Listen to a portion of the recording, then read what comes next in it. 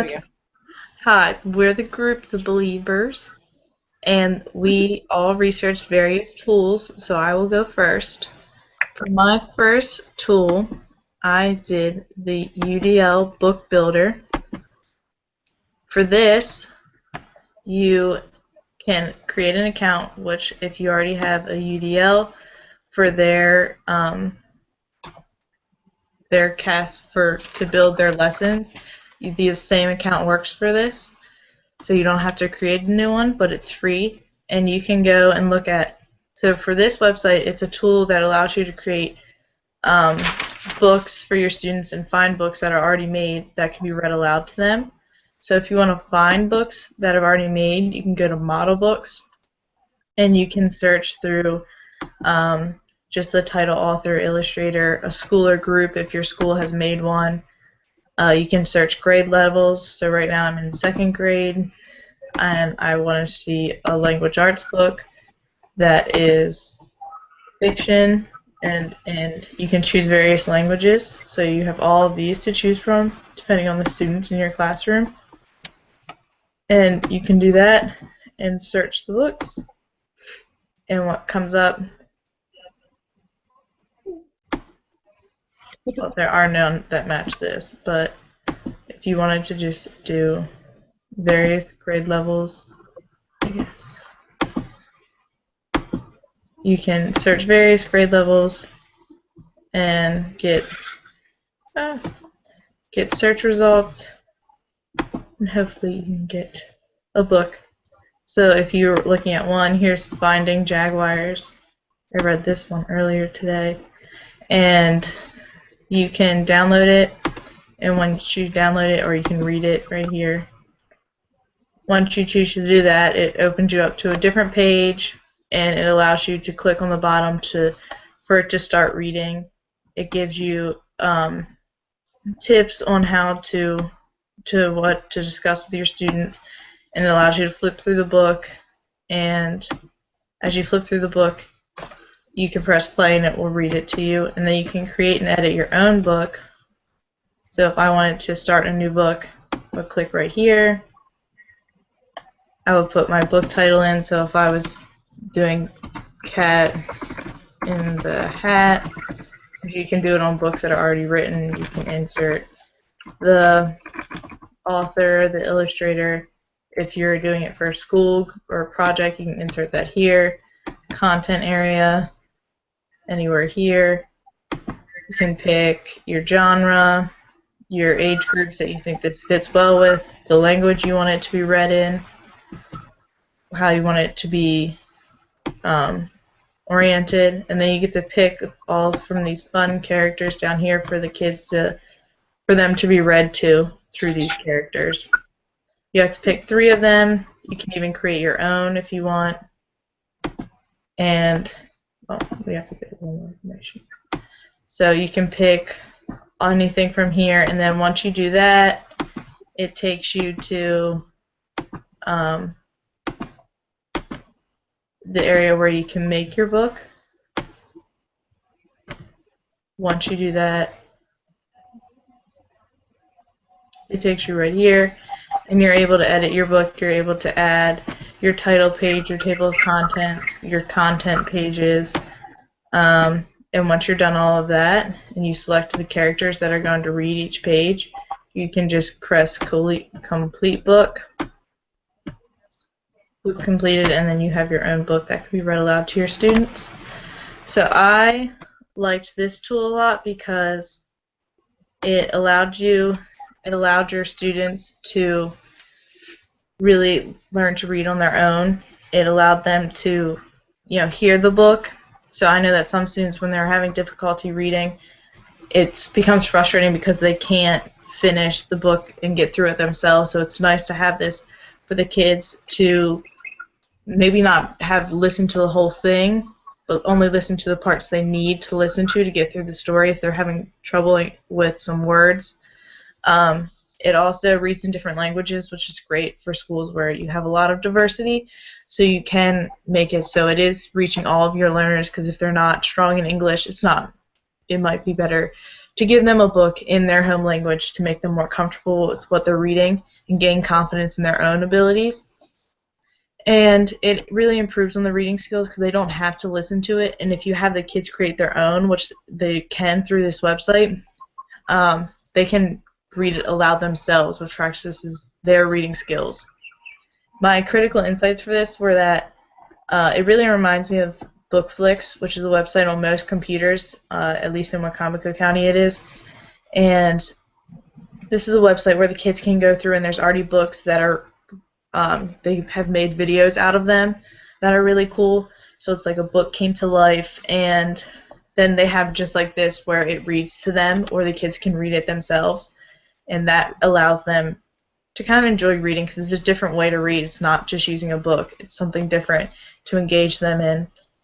I think that some of the problems that you might face is that kids might get too dependent on listening to the book. So I think you need to set, as a teacher, set high expectations to make them want to read the book themselves instead of solely listening to it. And then it might be difficult for them to get onto this browser, especially at younger ages. If you do decide to do this, I would do for kids that are creating a book, I would at least do like second grade, and if you're going to do it any younger, I would do it as a whole class. And I would make this kind of one of your favorites on your browser if you want your kids to go through and find the books themselves also. So that is everything I learned on the UDL Book Builder. That's super cool. I've never seen a website that you can make your own book before. It was super cool to see because I didn't know they made websites that allowed you or students to create their own book. So I thought that was really useful, and I think that it would be more useful than some people think. I also thought that this website was a cool site to use in the classroom. I like the use of the characters that you could put in your own book and that you could actually make your own book, like what Hannah said. And I think it was also, it's a good tool that connects with both students who are struggling and more advanced students as well. And the helpful tips that come with it, along with, you said it reads in other languages, so it could help those learners who are not fluent in English and could focus on like their home language as well. Yeah, I like this one a lot. I haven't seen anything like this in all of my field experiences. Yeah, I liked it. For my tool, I did Formule, which is Formmule. It was really cool. It was a lot like Google Forms, which we used for our website. And let me pull it up for you. Maybe.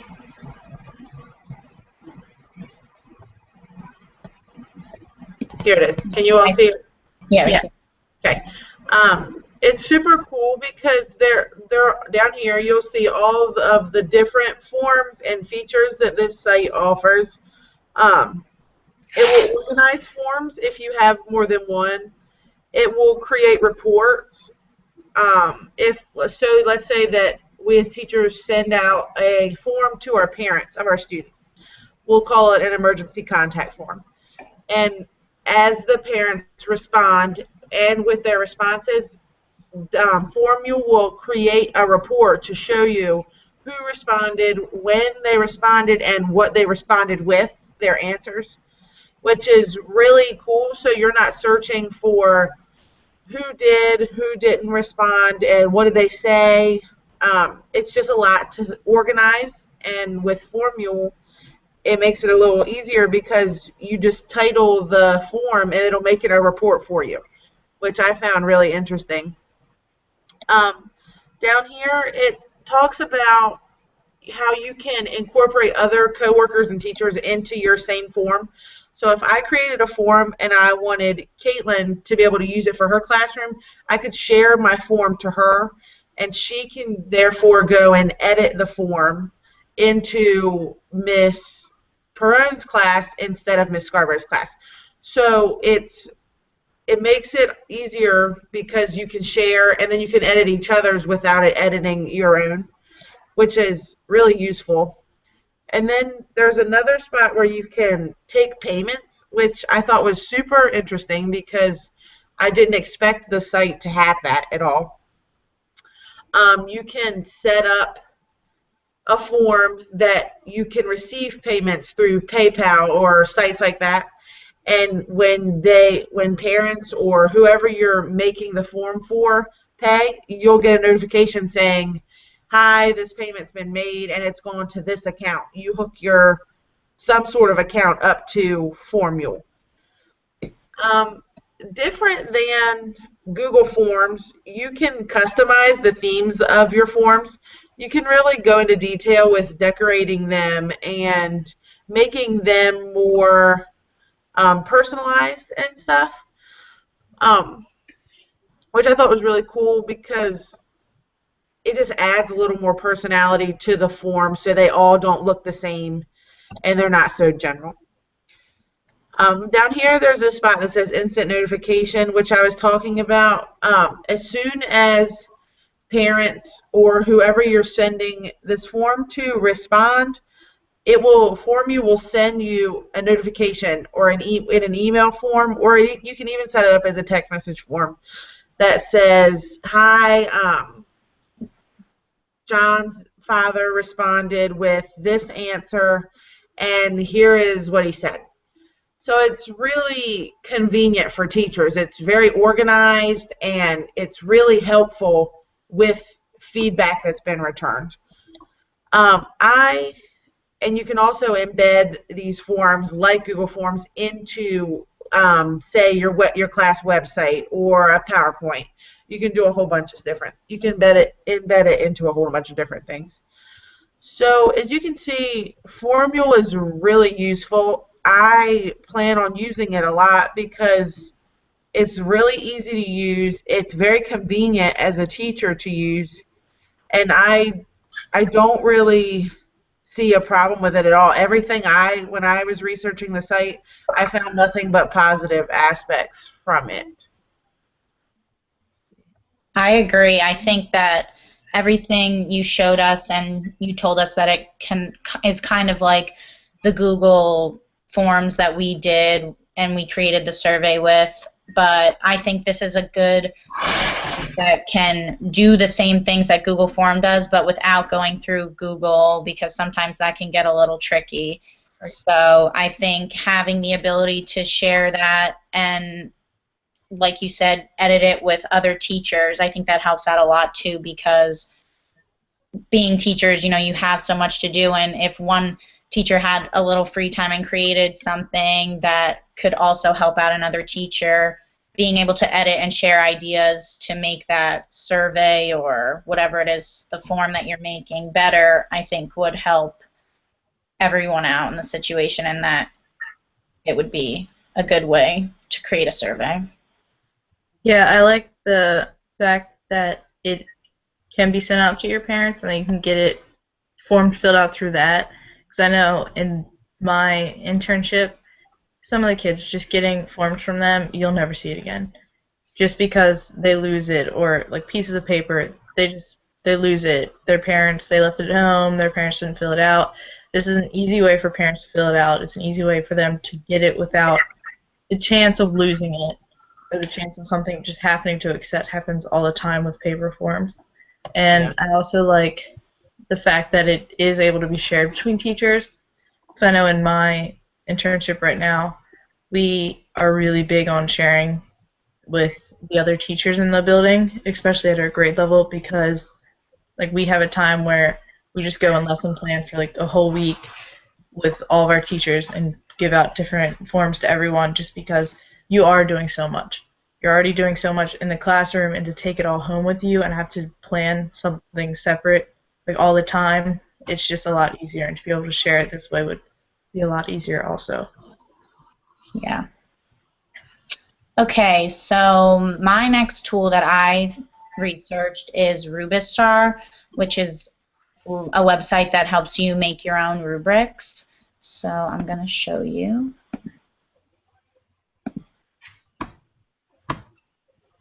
everyone see my screen? Yeah. Yep. Okay. So here on the page, I thought it was really cool that it gives you already pre-made rubrics, or you could make your own. So if we were to start, let's say I could pick a math rubric. So here you can pick based on like what it is that you want to do. So let's say math, we want to do a graphing rubric. So you fill all this out. If you were the teacher, I would pick Miss and then start.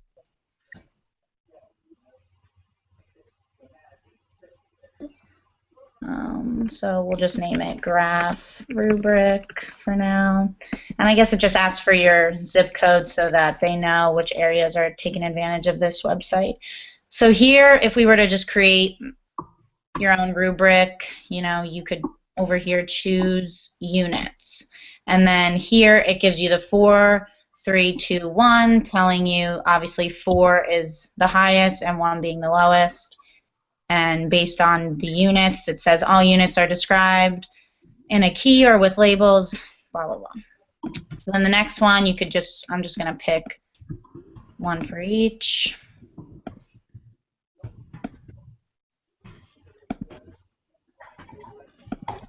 So here it literally makes the graph or the rubric for you, but you can take the time to say you didn't want something as specific as this in here. You can actually edit it and take it out. So you can type on it and fix it. Then once you're done, you can hit submit. And then as you can see, it comes up here and gives you what we had done. What I had just put on there, and it gives you the option to either print or download it or make it available online, which is, I thought, a good way. If you had an online website, you could put it online, or if you wanted to print it out and give it to your students with the math project or whatever subject project it is that you have for this class. I thought it was nice because it lets teachers get ideas for the classroom if you were to use a rubric that had already been made.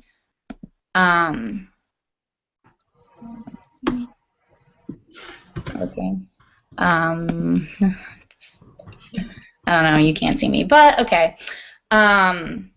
If you had used a rubric that was already made, you could take the time to just use that one exactly, or edit it like I said, or just start from scratch and make your own.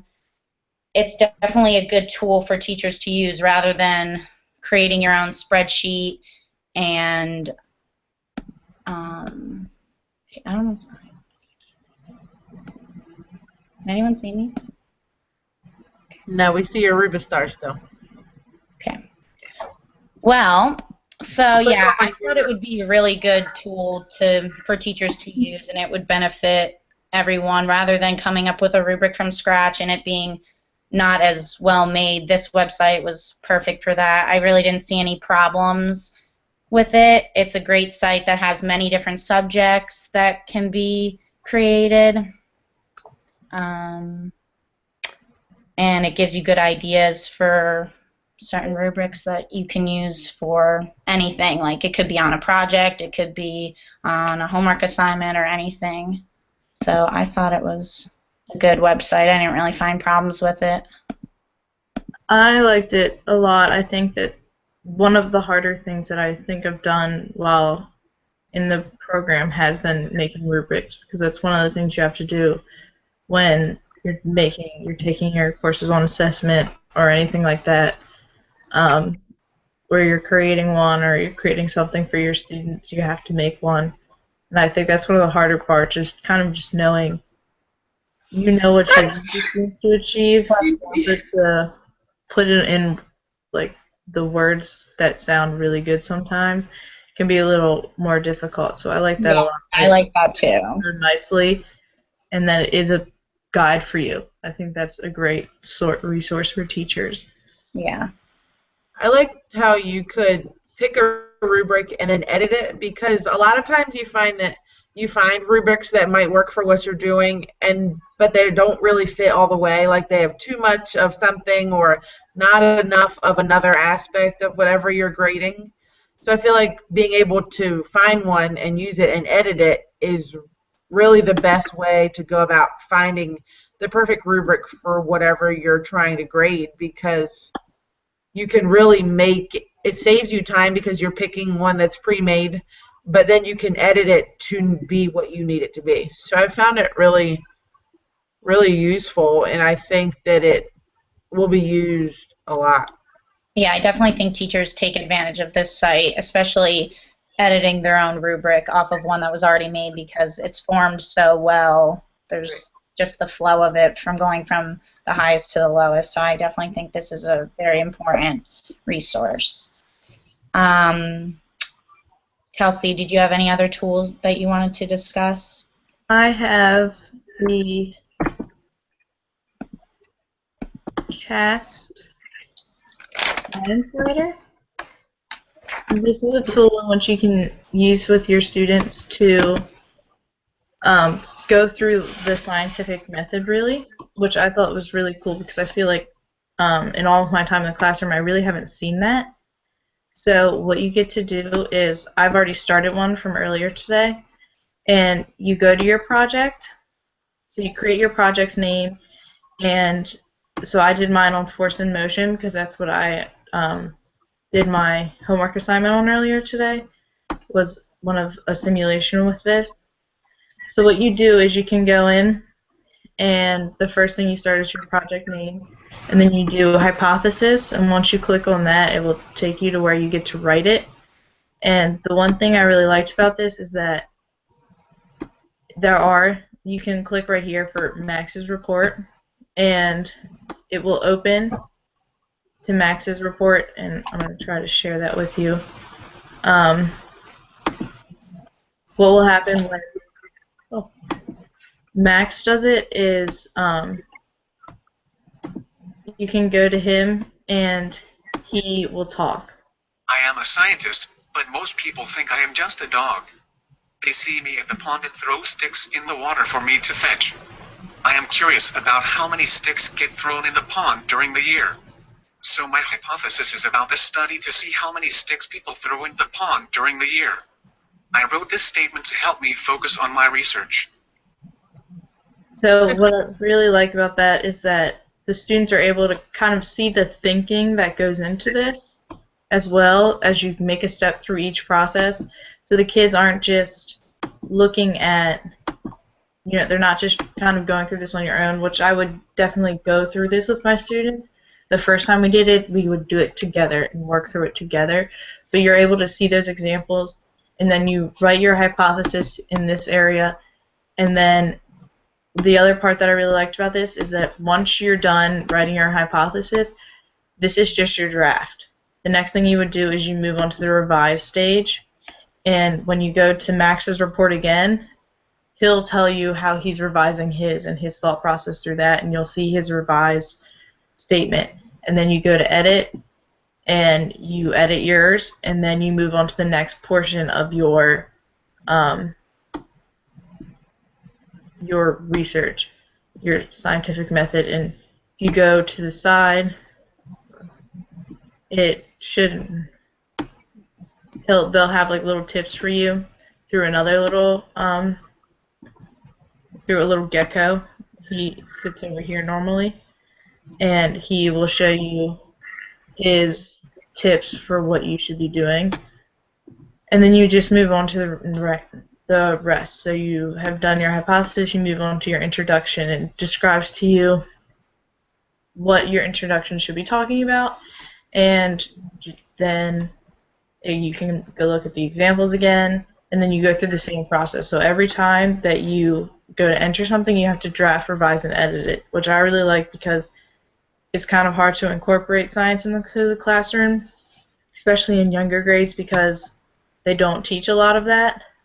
And this is a way to incorporate it because you can just use standards from the writing process, from writing, and include that language arts aspect. So you are integrating it nicely, and the kids get to learn something that, they really like being able to do science, and to be doing something like this is interesting and fun to them, and they wouldn't even know that they're working through the writing process. So I thought this was great because it was so different, and it allowed them to learn about the scientific method in the writing process. So I think it's a great way to just create that. It's a writing process. It can be like not necessarily sort of like a how-to type of writing on how to complete their science project, what their hypothesis was, what they did it on, why they chose to do that, the topic they've studied, the methods they use, their results. So maybe somebody else can go through and find this and do the type of experiment again. I thought that, honestly, I've never seen this before. The only thing that I've seen in the classroom that's like this is a writing process chart where it says the kids have clips and they all start out on, they're all drafting, and then they move their clip down when they're revising and they're editing, and then when they're creating their final copy. So I thought that was kind of like this because they didn't have a choice. They have to do all three of those before they can move on to the next step. I think the one problem would be getting kids to really look through and change something each time. But I think if you're able to go through this show them, model this with them, and go through them with them, they'll be more inclined to do that. And then with the help of the other little tools that you have there with Max's report and Sam's report and the little hints they have in the checklist, that will also help them move through this independently once you've gone through it together. Right. Well, I thought it was super important that they included the writing process in teaching science, because sometimes I think that students think, oh, this is a science lesson, I don't have to worry about drafting, revising, you know what I mean? Yeah. They don't, if it's not an ELA or language arts lesson, they don't think they have to do all that, and I really think it's important to integrate that into all of the subjects, because they really need to know how to do it, and the more practice they have, the better they're going to get at it, and the less they'll have to draft and edit and revise all the time. Yeah, I really liked that they included that. I agree. I think that everything on that site was well organized in a way that the teacher can understand it just as well and be able to explain it to their students and have them follow it. And the extra help of the little animals talking to the students was also a big thing. I think that makes the students want to finish the assignment. They're more engaged and they're wanting to do it. And like Hannah said, the same thing, having the writing process with this science aspect or whatever lesson it is. I think it's important that the kids understand that science is as important. The writing in science is just as important as the writing in language arts, and I just think overall the site was fun and interactive, and the kids would like it, and the teacher wouldn't be bored teaching it, and the students wouldn't get as bored as if they had just a pen and paper and were writing out like a hypothesis. It gets boring after a while, so I think that was a good site. My next tool was Book Wizard off of, it's a branch of Scholastic, which I've used multiple times in my classroom. There it is. Many times I had used Scholastic and never seen the Book Wizard, but once I found the Book Wizard and realized what it did and how much it could help me, it's really become very helpful for me. It does a few different things. You can search for any kind of book. You can search for grade level, and they rate grade level from a 1 to a 13. So you can pick on the click and drag scale what you think grade level corresponds to 1 to 13, and it'll bring up books that Scholastic deems in that grade level. You can also search by title or their Lexile measure. And you can even search, I thought it was really interesting that you can type in a book title of a of a book you like, and you click search for similar books, and you type in the book title, If You Give a Mouse a Cookie. And then you click find similar books, and you click match this book if it comes up with more than one option. And then you can drag down, and it'll bring up books that are similar in different ways. It'll bring up books about mice. It will bring up books that are in the same level as If You Give a Mouse a Cookie, or in the same genre, or in the same interest level to students. It's really interesting because a lot of times students will find a book or an author that they really like, and you want to keep them interested and you want to keep them reading. So you want to find books like that. So you take the book that they really love and you come to Book Wizard and you type it in, and then it'll bring up books like the books that they like. And it's really beneficial because it saves you time looking through the shelves in the library or at the bookstore. And you can even purchase books off of Scholastic if you don't have the book, or you can find the name and go get it from the library. There are even some times where it says download for free if Scholastic has it as deemed as a free book. As you can see, when you get to a book and you want to know more about the book, it'll bring up the title, the author, who illustrated the book, the interest level, the grade level, the genre, and the reading motivation program, which most books at the Book Wizard are Scholastic Reading Counts accelerated reader books, because that's a big group of Scholastic books. And you can see on if you take a mouse to the movies, it says free resources and it says no next to it. Some books it will say yes, and it'll provide you with lesson plans or activities that go along with the books that it brings up, which is really interesting and beneficial, because if you're having trouble or you're in a time crunch and you really need to figure out an activity to do with the book that you need to read, it's really beneficial if they have a resource on there that you can use. So overall, I found this website really, I use it all the time. I like it a lot. I order a lot of books off Scholastic too. I find them cheaper on Scholastic.com than I do at Barnes & Noble or stores like that. So overall, I found this website really helpful and beneficial to me as a teacher. I liked this was good also in ways that, like you said, if you searched that book, If You Give a Mouse a Cookie, or whatever the title was, that it brings up books that have similar words or the same words within that title that can relate. Like, I think if a student wanted to get a book that, say, the teacher had read in class and they didn't quite remember the name of the book that the teacher had read, they could go home and type in words that were in the title, and most likely the book that the teacher read in class would show up, which would be awesome. And I also like the aspect that some of them download for free. I think that was really good for some struggling homes. And yeah, I just really liked how you could search any book really on that site. Yeah, I like the fact that you mentioned the AR, the accelerated readers.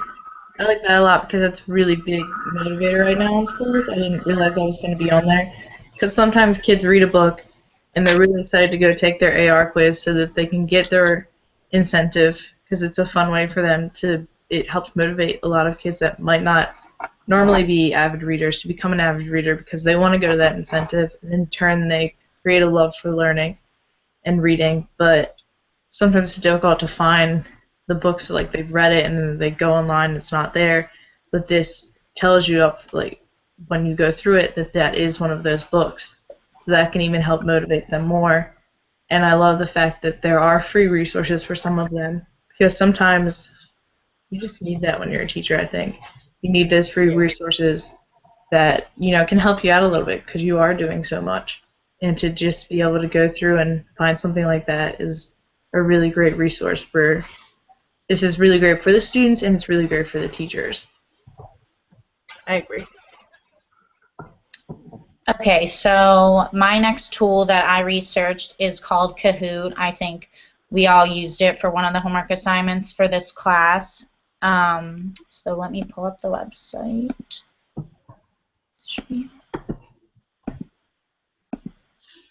Okay, can everyone see it? Yep. Yeah. Okay. So this is the home page. So right away it tells you that, you know, you're going to make learning awesome. It's going to be a fun thing for students to get involved with.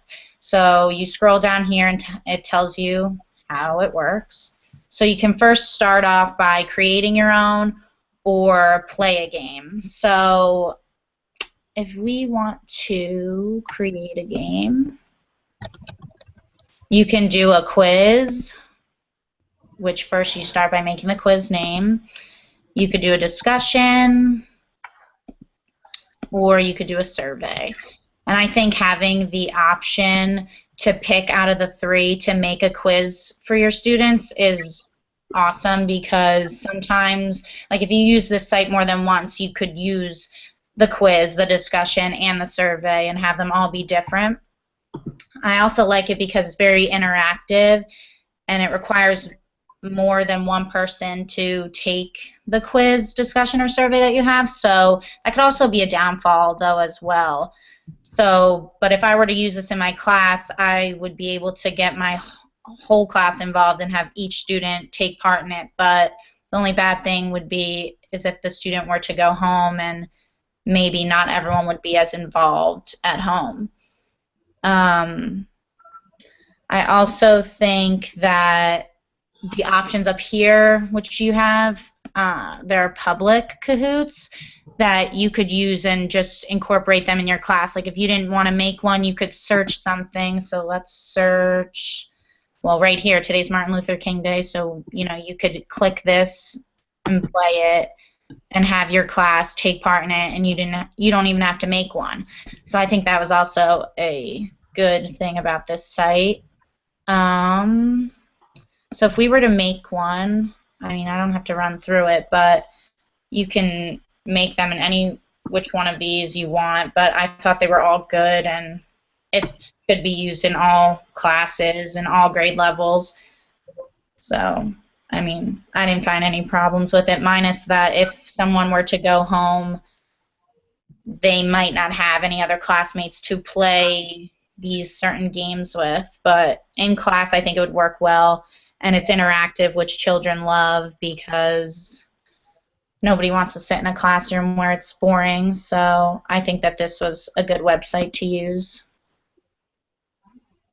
Yeah, I like that. I mean, when we used it, it was really easy for the teachers to use too, just to create a quiz. I thought that it was very, it was really easy to follow and just to create, because it didn't take me long to create my quiz, and I thought that it was just, I think it makes teachers' lives a little bit easier because it is so well set up. And then it does make it a little more fun because it's on the computer and it's something different for the students to use, and you're able to have all of your students use it. Yeah, I know that, like, when you create this, rather than just giving them a survey on paper or a discussion on paper or the quiz on paper, you can see off to the side, like, I played one of the ones that I created for one of the assignments we had to do, and it has sound effects and it has the different shapes that you pick, so I think students would like that rather than a black and white sheet of paper or even like a survey or a quiz online. I just think this was way more interactive and would definitely grab their attention, especially young learners who like colors and like things that make sounds and move. So I thought it was really good. Yeah. And it even grade it for you, which is beneficial for you and beneficial for the student taking it. So they can see what they got wrong or what they got right. They could even do it again, play it again, retake the quiz, whatever they wanted to choose. And then I think there's even a spot where it can give you a report of who graded who scored what, and which is really beneficial. It makes your life a lot easier as a teacher, so that you don't And have teach to. the kids how they did too. Right. Not Yeah. even That's the a big teachers. deal too, is that they can see how they did, and they can see what they got wrong and how they can fix it next time. Yeah, I liked it. Okay. Well, those are all of the resources that we have researched at this time. Thanks for watching. Thanks. Bye. Bye.